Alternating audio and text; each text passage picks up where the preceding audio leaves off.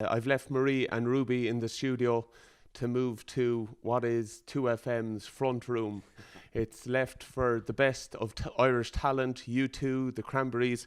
We've even robbed the stools from Westlife, and it only seems fitting for our next guest, one of our most successful rugby coach, Joe Schmidt. Joe, thanks so much for joining us. How are you? Yeah, I'm recovering, Donna. So it was a bit of a roller coaster through the World Cup, and then unfortunately we were on the downswing at the wrong time. So I think I probably hid away for a few days. Well, actually a week, and finally my wife got me out, and we actually went down to Spain for a couple of days, and we met Irish people every day, and they were lovely, and kind of gave me the confidence to start coming out and chatting to people again. Because it can be like that, isn't it? Like, I know from myself from '07, it feels like a scar that you'll always carry. Yeah, and for me, the worst part about the scar is usually you can pick the scab off and the scar recovers because you're straight into the Six Nations. I spent time with Andy Farrell and Simon Easterby and Richie Murphy on Tuesday, Wednesday, and they're all looking forward, and they're all projecting their thoughts toward the World Cup, toward the Six Nations, and I'm still buried in the World Cup because that's where it all ends, and so that's probably the hardest thing, because it's harder to shake. And Joe, you've put it all down in print, your new book, Ordinary Joe, for a man that's known for unbelievably high standards, attention to detail. You're kind of underselling yourself with the title.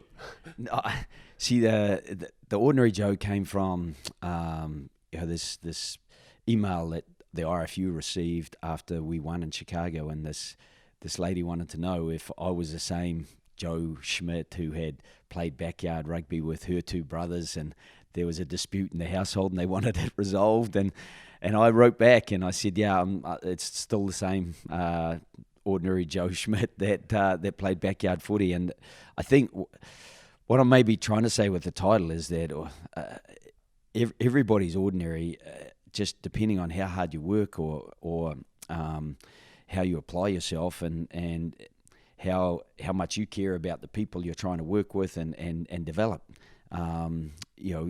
For us, some extraordinary things happened, and I'd hope that people can look at that and I've never kind of dressed it up as an autobiography. I think other people can tell their own stories, but it's more things that I've experienced and learnt from, and some reflections that maybe other people can have a look at and maybe take bits and pieces out of, and I don't think it's anything other than ordinary, but if you work away at it and get the right people and get a bit of luck, sometimes extraordinary things can happen. And you're chatting about extraordinary. What I find, I wrote a book as well, Dennis Walsh wrote it for me, but you did this yourself, and did you find in ways that opens you a little bit to criticism from kind of media sources, in the fact that if it was someone within the media, they would be able to kind of say, oh, it's okay, he's gone through the process. But sometimes they think, what does Joe know on top of writing and, finishing a product like this? Yeah, probably something I've never really spoken to anyone about. But even when I was teaching English, so I have a background and I'm an avid reader, especially when I get time to do so. I always thought it'd be quite neat to write a book. Now, this was a fiction book. I didn't have an interesting story to tell, and I'm not sure it's still interesting. I think maybe it's a great cure for insomnia, but I would say that I wanted to have my own voice, and I wanted to have, I wanted to chat to people. So maybe it's not as fluent as a writer might be, using a ghostwriter is a great way for people to still express themselves and have someone who's more competent than me to write it. But it was also started off as a joint project with my mum, and she was sick, and we really laughed about some of the early things that are in there, and some of them that we didn't put in. I think she was an incredibly intelligent woman. She was an avid reader, and always had a great historical knowledge and geographical knowledge, and so just chatting to her, we kind of put it down together initially, and then I just extended it from there. And we know from being in the game the sacrifices you have to make to achieve. But you mentioned that their kind of collateral damage can be family, and they also have to make the sacrifices. You spoke about your mom, but your whole family, with your level of commitment to rugby, how was it for them, Joe? Putting up with you being so obsessed to get better and achieve for Ireland. Yeah, and I am a bit obsessive, and I am intense, and I mentioned it in the book, and part of being intense is just having a self-awareness that you need to step away, you need to give players space and time, and they need to have a bit of crack in the environment as well, because you cannot continually heighten anxiety levels and expect performance to be top-notch. And for my family as well, I try not to be too stressed at home, but they may refute that. But I think I do mention at one stage, Tim, as a 10-year-old, he copes much better now if things are said. But he was getting teased at school because his dad was no good as a coach because the Blues weren't doing well, and maybe I wasn't great as a coach, because you're always trying to learn and you always question what you're doing. But he was in tears one day after school, and that does hurt because it does impact on your family, and that's where you start to reconsider, well, is it fair on the family if you're in a job that has a profile? And I've always kind of tried to keep my personal life separate from my public job, I guess. Yeah, but sometimes they cross over. I just, for a personal example, I remember going into UL one time, and Tony McGann was having dinner with his family in the office because it was the only time he could spend with them. He'd go swimming for an hour. For players, it's great. You go in, you do your training, and then you recover and you get away from it. But it's all consuming as the coach. It all lands with you, doesn't it? Yeah, and Tony was he was first rate and a top bloke as well. And we would have long discussions, and even ironically, people probably wouldn't even be aware that sometimes if Munster played Ospreys, Tony might text me and say, "Hey, I tell you what, this guy's playing really well for them. You might want to keep an eye on him." And we'd exchange information on opposition teams sometimes. Obviously not on each other. We wouldn't say what we were going to do against each other, but that sort of collaborative coaching experience is fantastic as well. And I think in Ireland, we're really lucky with the staff we have. For you personally, that kind of, how was it for you though? Getting, people call it in the real world the work-life balance. I was always really interested when we were coming home on flights. We were just getting our bodies right, but all the coaches were on laptops and they're working. Yeah. It's hard to switch off as the coach. Yeah, it's a way of life more than a job, just because if I did manage to get out for a walk with Kelly and we're walking around Marley Park or something like that, because it's not too far from where we live, people would come up for a chat even, so you'd stop and chat to people, or you'd be involved in the conversation, and sometimes ideas come to you when you're least thinking about them, and something will pop up, and I think, wow, yeah, if he goes around the corner and he gives an inside pass to him, and Kelly goes, "So what do you think?" And yeah, good, So I didn't get the balance right, probably, but if you've got someone who's understanding of that, like Kelly has been, and it's part of the reason why I felt that I needed to finish.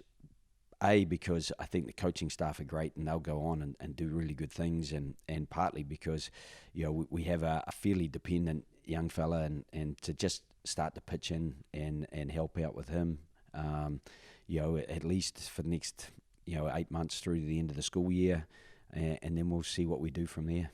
Yeah, it is hard to get that balance right, but is there still part of you that will be mad to go again. You know, like, have you had will you get itchy feet is the question probably. Yeah.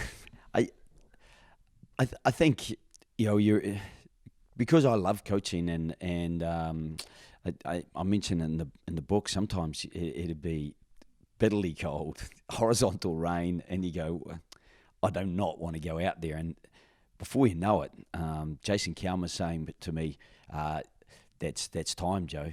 And I'm saying, hang on a minute, we just want to do this or we want to do that, and the time goes so fast because you're so involved in moment to moment through the training process, and I love that. So I'm not really sure because I also know that it will consume me, and I won't have the time that I'd like to keep contributing to the family. So that will be the balance. I mean, 3 of the 4 of our kids are independent anyway, but just to try to make sure I try to have a balance, because once I am involved, I am obsessive, and it does become a little bit tricky to get that balance. You haven't had the space fully away to completely reflect, but just in this short time, what sticks out for your time with Ireland as an incredible memory for you? Something, the one thing you look back at, be it game or people or whatever it is that you're most proud of. There's a few different moments. I think, some of them are kind of behind the scenes things where I've seen players contribute to the community and do some really great things. There are seeing guys going into and being advocates at children's hospitals and things like that, and those sort of values orientated parts, and then the performance parts. There's been some incredible days. I remember, and I explained in there how excited I was after we won in Chicago, that we couldn't wait for the golf buggy to come around and get us, and Andy Farrell and I raced around the concourse to get back to the changing room, and it's quite a long way. And in my excitement, I actually went up the ramp and almost ran out of the stadium. I felt like Forrest Gump, really. And by the time I'd actually got back, I'd calmed down a little bit, and it was probably a good thing because I was so excited. So, moments like that I now reflect and laugh on, but was just so special at the time, and even seeing Paul O'Connell and Doug Howlett next to each other, cheering the team on. I'd coached Doug for 3 years at the Blues. He's a record try scorer, alongside a guy who I've got immense respect for, and Paul O'Connell, and the two of them kind of supporting us was pretty special, because I think when you see what it means to people and the relationships they build up, they're definitely memorable moments. How aware are you of that? The memories you're leaving for people, those special days against New Zealand, the tours to South Africa, the Grand Slam wins against England, where it goes beyond rugby. I see people enjoying it sometimes even before the game started. We drive past the Sandy Mount Hotel in the bus. You've done it often enough, Donnas, and I'm on the bus and I'm really worried about what the result's going to be, how it's all going to pan out, and these people are all at the Sandy Mount having a ball, and I'm thinking to myself, stop the bus. I just want to get off and join these people. But when we play Scotland, I reckon I might sneak along there and wave to the bus as it goes past with a lemonade. I've been lucky enough to be in that bus, and when you're passing the people enjoying it like that, you're seeing them outside going, I would give anything to be in the bus, and you're thinking, I would give anything to be out there with you. No, I know how special it is to be on the bus, and it's been a huge privilege for me to work with a great group, and also to be in the middle of stadia where the atmosphere is what it is. The day we lost to New Zealand in 2013, and the day 5 years later in 2018 when we beat them, I think it was really special when when England were looking for their second Grand Slam in a row, and they were looking to beat the record for consecutive Test victories, and we had a few injuries, and Jamie even pulled out right at the end. And in the changing room, I'm saying, hey, Dan, calling Dan Levy back from the shower to put on the number 20, and Pete going into 6, and CJ taking 8, and then Pete playing the house down, and CJ playing so well as he so often does, and Dan coming off the bench and doing well, and Kieran Marmion was in for Conor Murray after he'd pulled out on the Thursday, and then to win that game, and the crowd noise, especially at the end when England lost the ball at the end, they're incredibly special moments. As players, you try to leave the jersey in a better place. You certainly have done that. But for Andy coming in now, what single bit of advice would you give him for his time in charge? I'd give him advice that I never took. I'd say keep the balance and enjoy the special moments, because you mentioned at the start the scars.